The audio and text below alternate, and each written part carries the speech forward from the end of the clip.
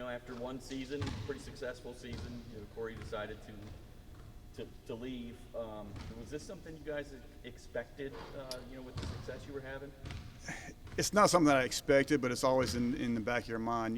When Coach Gibson did what he did down here in this year, the nature of college athletics nowadays is there are people always going to be looking for a good head coach, and Coach Gibson proved this year how good of a coach he is, and got the opportunity to go back to his alma mater, and I'm certainly excited for him and his family to go back and be a part of that. We wish him well, and I'm sad to see him go, but I certainly understand. After, God, Mike was here for what, 30 years or something? 23. 23 years. Mm-hmm. No coaching searches now. This is back-to-back years that you got to go through this. Did the experience you had last year help a little bit with that? Absolutely. We're already farther along, at this stage than we were last year. We can look at some of those coaches that we interviewed last year, and we've got some new names that we're going to add to the table and kind of go from there. We're vetting that out during this week, and our hope is to get things moving in the next week and a half, and hopefully have somebody here pretty quickly. How does the process look for you guys? How many guys are you planning to interview? All that stuff. We're still up in the air right now. Dr. Jones and I met this morning about it to try to figure out kind of what the plan will be and what we're going to try to do, and so I'm vetting all that out now. I've gotten a lot of phone calls and texts and emails today and last night based on people that are interested. So this job's going to be well sought out.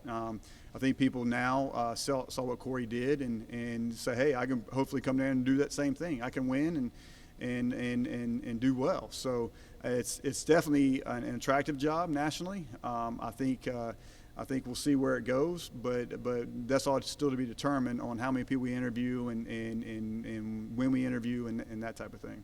Having the kind of success you guys had this year, that's made it easier then, huh? Absolutely.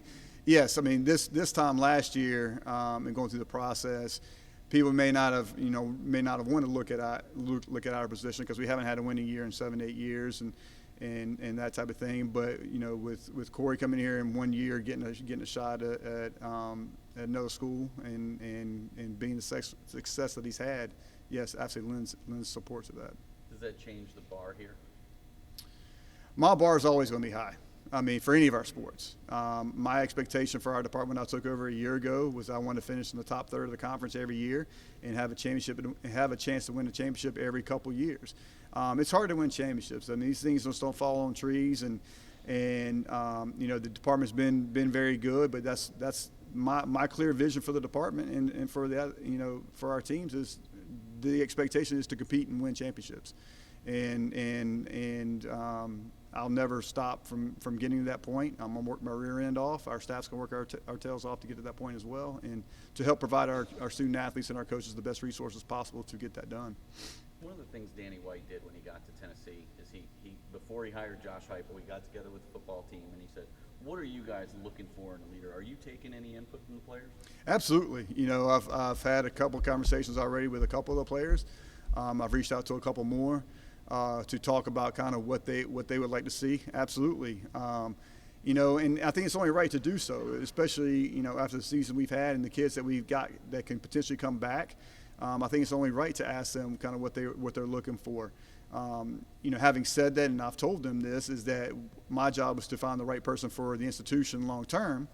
And hopefully, it's in line with what they would like to see. But absolutely, their input's been very important to me.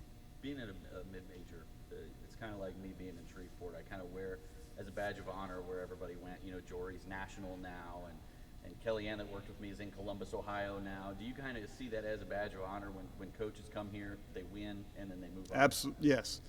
Yeah, I've always been one that I don't begrudge a coach for coming here and being successful and then getting a bigger job if that's what they want to do. Stu Gore, our previous women's soccer coach, got a bigger job at Troy, and that helps you find coaches on the back end easier because if they know if they can go there and win, their goal is to be a G5 or a Power 5 school, that they can come here and do that. So I have no problems with coaches wanting to do that. Yes, would I like some stability and Continuity, absolutely, but I'm never going to get in the way of an employee, whether it's the head coach, assistant coach, an administrator, on what their career goals will be. I want to help them get to that point, because those what those people have done for me in my career and helped me to get to where I am today. Do you think it's important to move quickly with the way college athletics has went with the NIL deals and the transfer portal? It's so much easier for kids to pack up and leave. Yes. See, the transfer portal opened up today for basketball, so it's imperative we get in somebody quick. Last year we did it in 5 days. My hope is to have, and what I told the team this morning is to hope to have somebody in here in the next week and a half.